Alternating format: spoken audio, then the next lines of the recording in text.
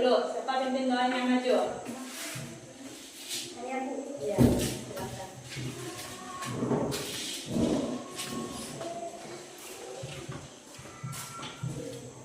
Teman-teman sebelum belajar marilah kita berdoa dimulai.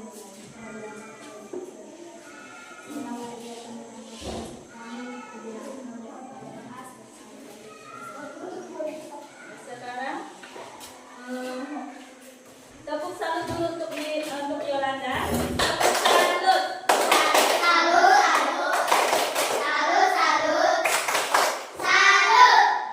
Sekarang siapa yang mau memimpin kita dalam bernyanyi? Kita menyanyikan lagu wajib dulu. Ayo, Miranda pimpin. Membela negara Berdiri. 17 Agustus tahun 45, itulah hari kemerdekaan kita. Oke, tepuk oke dulu untuk Miranda. Tepuk oke. Oke.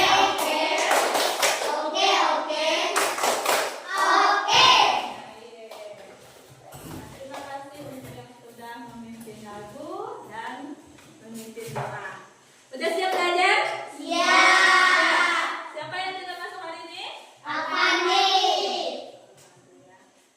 jadi coba perhatikan bawah meja kalian, bangku kalian.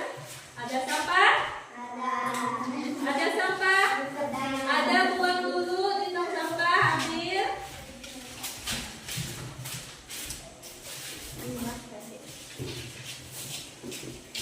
Nah, sekarang tentang kerapiannya. Udah rapi apa belum? Sudah rapi atau belum? Sudah ya. Nah, berarti udah siap belajar? Nah, sekarang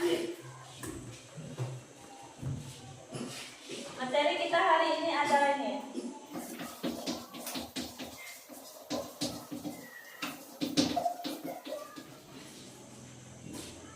Apa nih?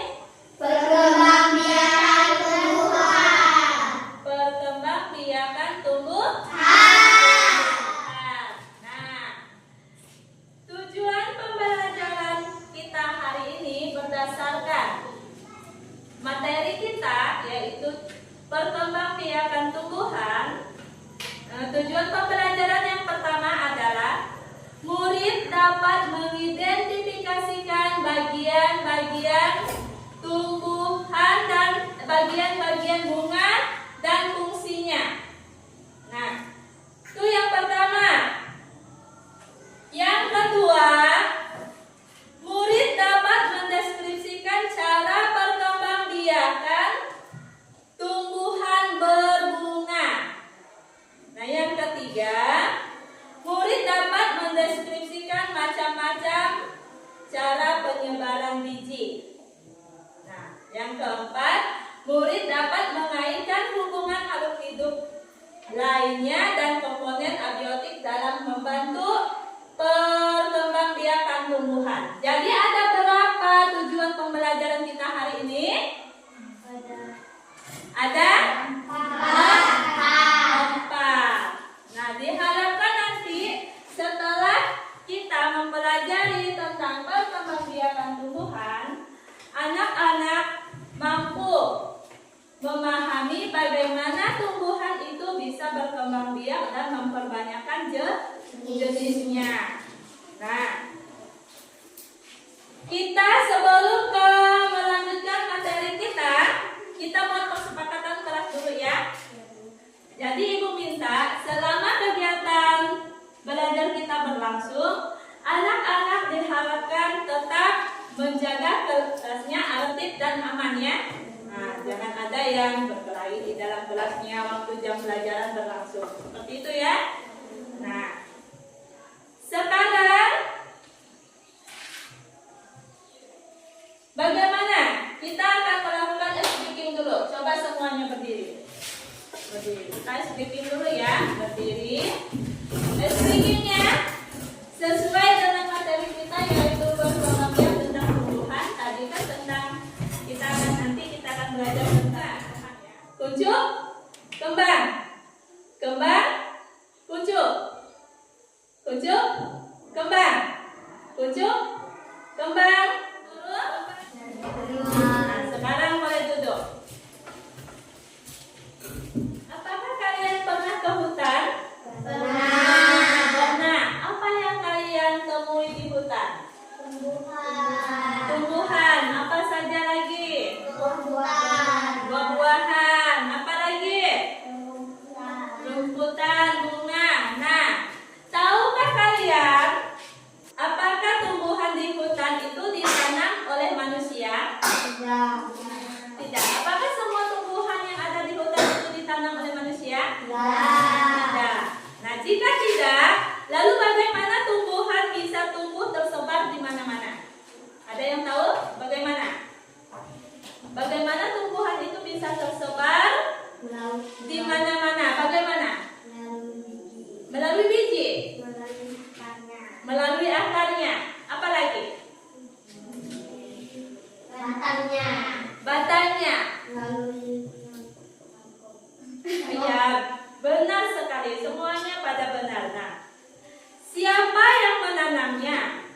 Siapa yang menyebarkan bijinya, menanamnya? Siapa yang menanam pohon di hutan itu?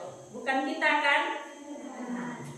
Ada yang memang ada tanaman yang ditanam oleh kita, tapi tidak semua tanaman di hutan itu ditanam oleh kita manusia. Nah, jadi bagaimana tumbuhan? Bagaimana cara tumbuhan itu berkembang biak dan memperbanyakkan jenisnya? Nah, jadi perkembangbiakan tumbuhan bisa dilakukan dengan dua cara. Bisa dilakukan dengan dua cara, yaitu perkembangbiakan secara generatif. Yang pertama,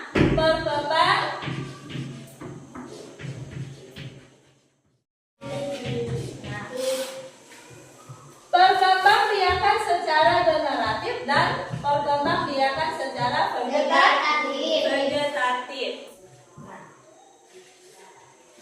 Perkembangbiakan secara generatif ini adalah, ada yang tahu? Ada yang pernah dengar generatif ini? Perkembangbiakan secara generatif adalah perkembangbiakan yang melibatkan induk jantan dan induk betina. Jadi induk jantan dan induk betina. Yang melibatkan induk jantan dan induk betina. Nah, alat perkembangbiakan pada generatif ini adalah bunga. Berarti perkembangbiakan secara generatif ini melalui bunga. Lalu perkembangbiakan generatif juga disebut perkembangbiakan secara kawin.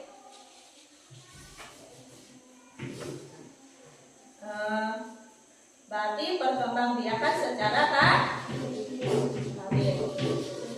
Perkembangbiakan secara kawin. Karena melibatkan induk jantan dan induk betina.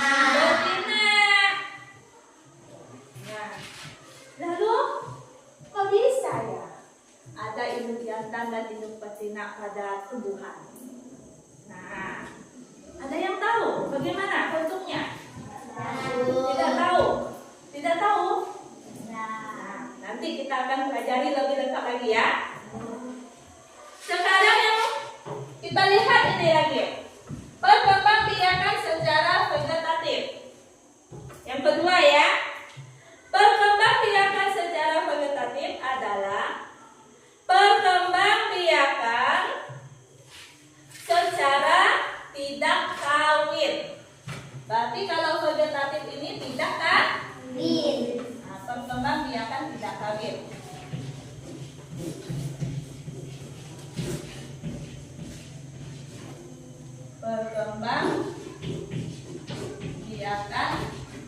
tidak kawin.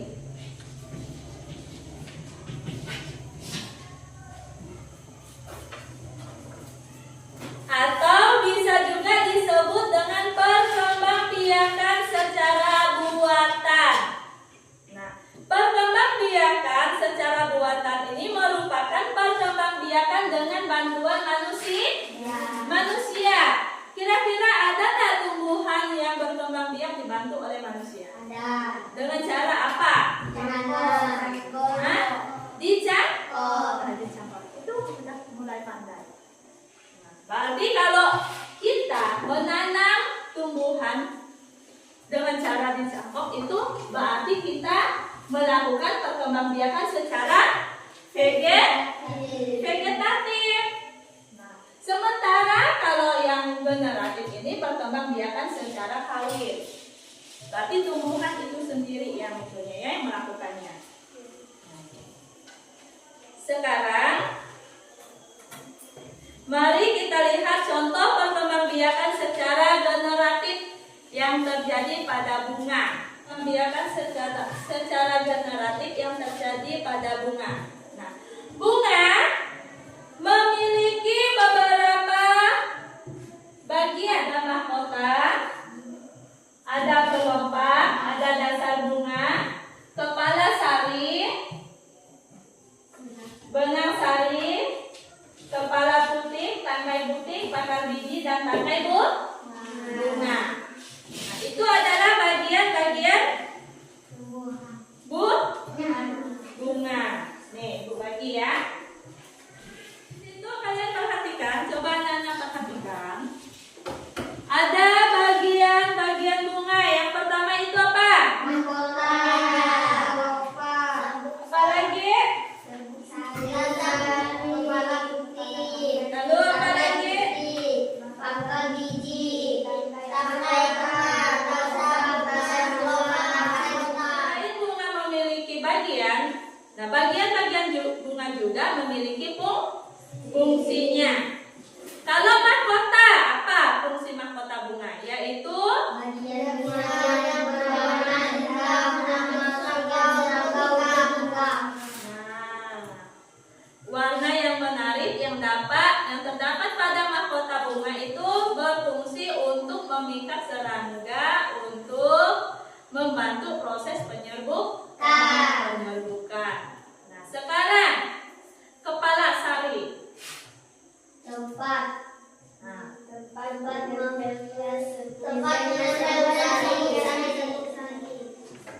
tempat menempelnya serbuk sari.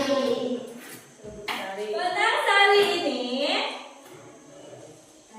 atau stamen merupakan organ reproduksi jantan pada bunga. Fungsinya benang sari adalah untuk menghasilkan serbuk sari yang dibutuhkan untuk reproduksi.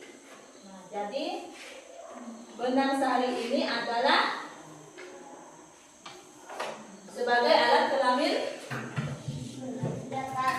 jantan. Sementara kepala putih, yang mana yang disebut dengan kepala putih? Kepala putih yang mana? Ada pada gambarnya? Ada. Kepala putih ini berfungsi sebagai alat kelamin betina. Ya. Nah, kalau tangkai putihnya berfungsi untuk menopang kepala putih. Sementara kelopak itu berfungsi untuk melindungi bagian-bagian bunga sebelum kuncup atau mekar. Nah, pakar bijinya yaitu berfungsi untuk di mana terjadinya pembuahan dan pakar biji akan menjadi cikal bakal tumbuhan baru. Nah, itu pakar biji ya. Tangkai bunga fungsinya untuk menopang bunga agar tetap dapat berdiri. Sementara dasar bunganya itu berfungsi sebagai tempat bertumpunya bunga dan letak mahkota bunga. Nah, jadi itulah fungsi-fungsi setiap bagian dari bunga. Nah, sekarang bunga dibagi menjadi dua kelompok. Ada bunga sempurna dan ada bunga jantan. Ada bunga sempurna dan ada bunga tidak sempurna. Nah, buka halaman berikutnya nih. Kalau ini bunga sempurna. Ini namanya bunga sempurna. Bunga yang memiliki alat kelamin jantan dan alat kelamin betina, atau bisa disebut memiliki putik dan benang sari. Nah, sementara alat bunga tidak sempurna ini, tidak sempurna ini hanya memiliki salah satunya saja, seperti bisa saja dia hanya memiliki kepala putik dan bisa saja memiliki benang sari saja.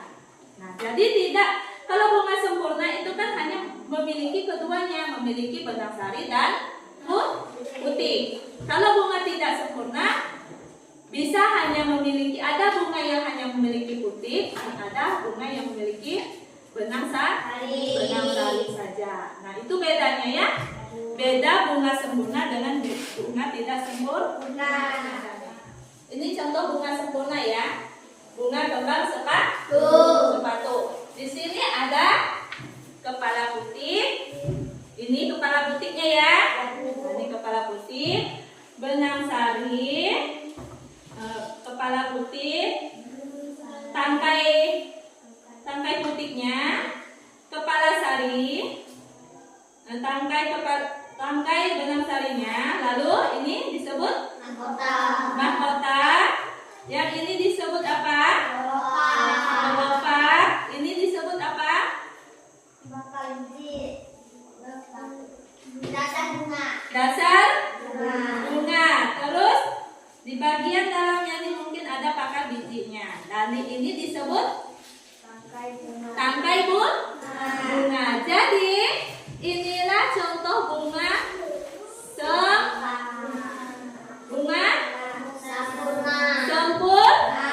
sempurna. Nah, kalau bunga tidak sempurna, bisa saja dia tidak ada ininya, tidak ada putiknya. Nah, hanya yang ada hanya benang sari, atau bisa saja dia hanya ada benang sarinya saja, tidak ada putiknya. Nah, itu perbedaan antara bunga sempurna dan bunga tidak sempurna. Coba perhatikan ini. Inilah yang disebut dengan penyerbukan. Serbuk sari, lihat ini. Ini disebut dengan serbuk sarinya tadi ya. Proses menempelnya serbuk sari ini ke kepala putik. Nah, itulah yang disebut dengan penyerbukan. Kira-kira siapa yang membantu proses penyerbukannya? Hewan kok tahu? Hewan yang membantu proses penyerbukan pernah lihat? Pernah lihat? Pernah ya?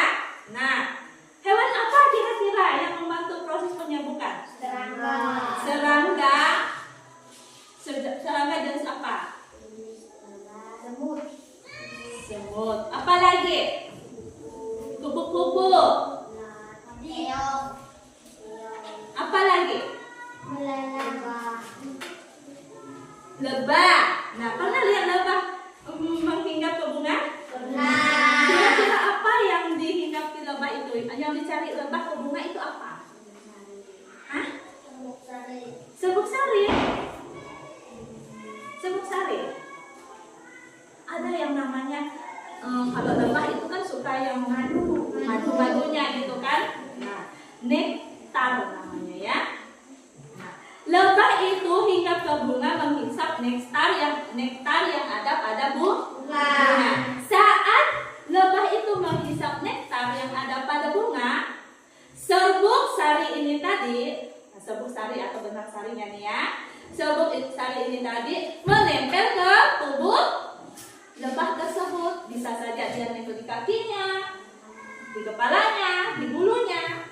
badannya. Nah, bisa menempel ke seluruh tubuh lebah. Nah, pada saat lebah itu terbang, benang sari itu atau serbuk sarinya tadi jatuh dan menempel ke kepala putih. Nah, serbuk sari yang jatuh dan menempel ke kepala putih ini akhirnya jatuh ke dalam sini. Ini memang tidak bisa kita lihat ya dengan mata kita ya, tapi begitulah prosesnya. Jatuh ke dalam sini menuju pakal biji.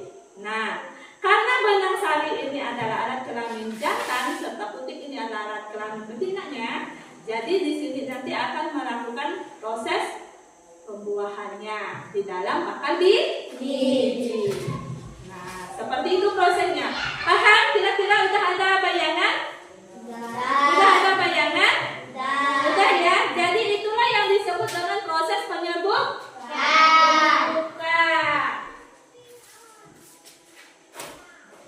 Nah,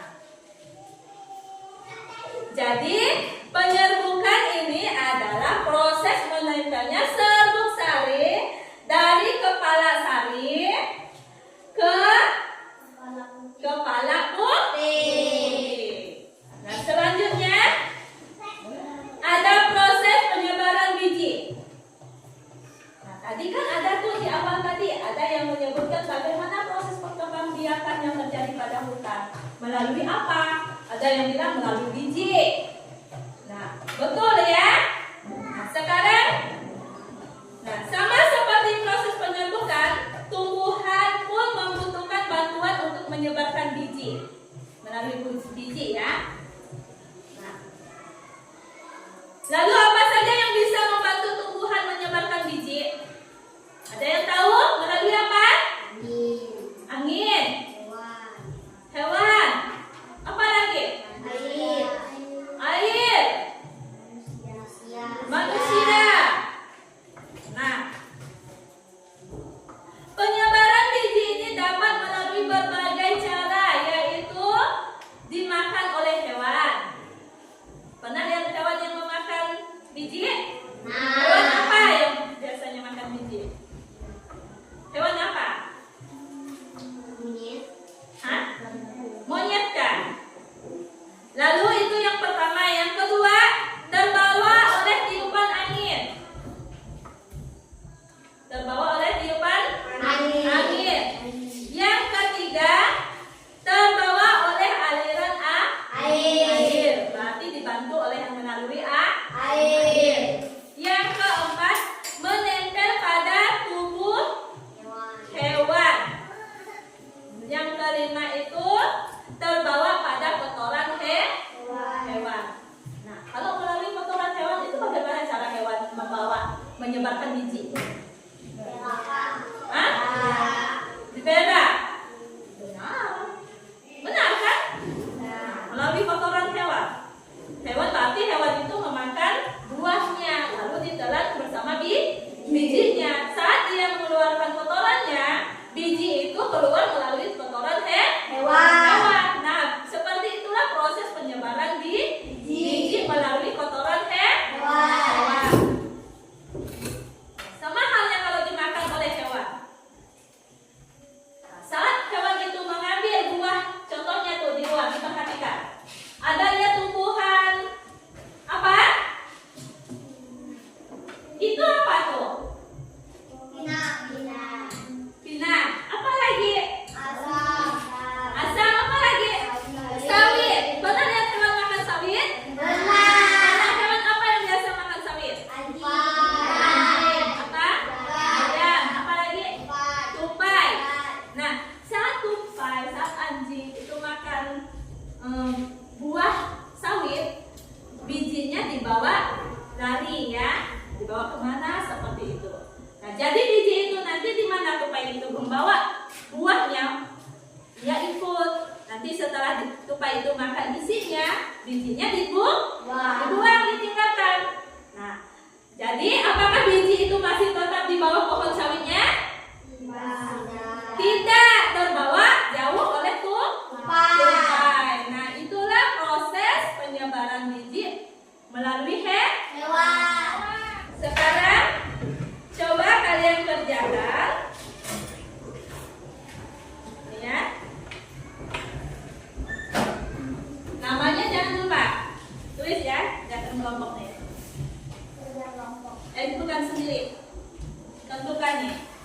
bagian-bagian bunganya. Ibu kasih waktu.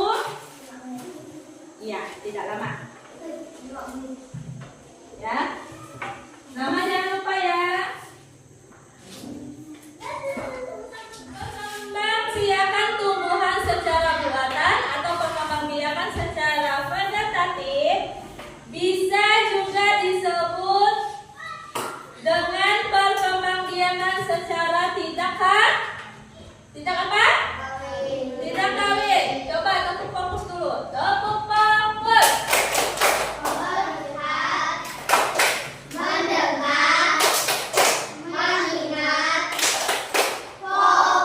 Sekali lagi, tepuk fokus.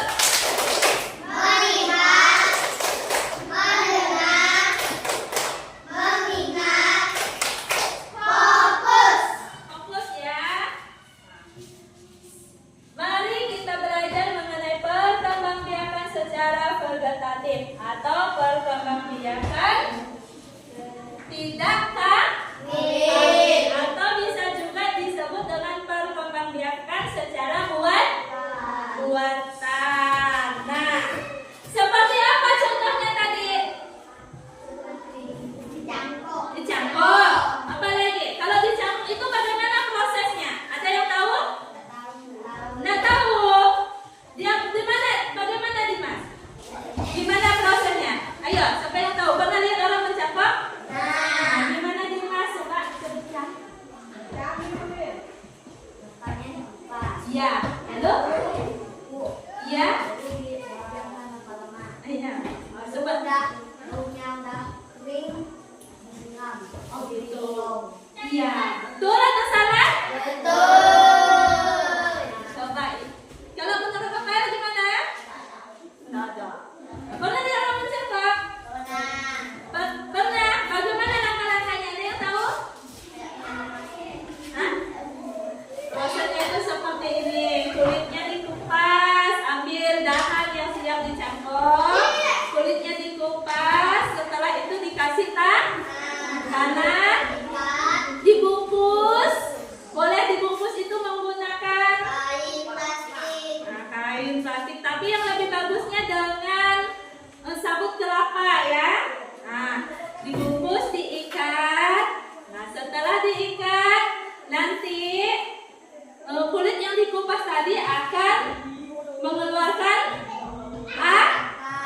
akarnya. Jika batang itu mengeluarkan akar, berarti cangkokannya itu berhasil. Setelah mengeluarkan akar baru dipotong, lalu ditanam. Nah, seperti itu. Itulah proses pencangkokan. Berarti kalau kita mencangkok itu melalui proses perkembangbiakan secara vegetatif. Sekarang waktunya kita kerja kelompok. Ayo, kerja kelompok. Buat kelompoknya. Ini tugas kelompoknya ya. Kalian menentukan bagian-bagian bunganya serta fungsinya. Ya. Tadi kan udah Ibu jelaskan. Diingat ya. Namanya jangan lupa lihat. Ayo perhatikan Ibu dulu. Nama kamu tulis di sini ya. Nama kelompok kalian tulis sini. Tulis siapa namanya di sini ya. Lalu ini nomor kelompok berapa? Kelompok 1 tulis kelompok 1, kelompok 2 tulis kelompok 2. Silakan. Ya. Silakan mengerjakan.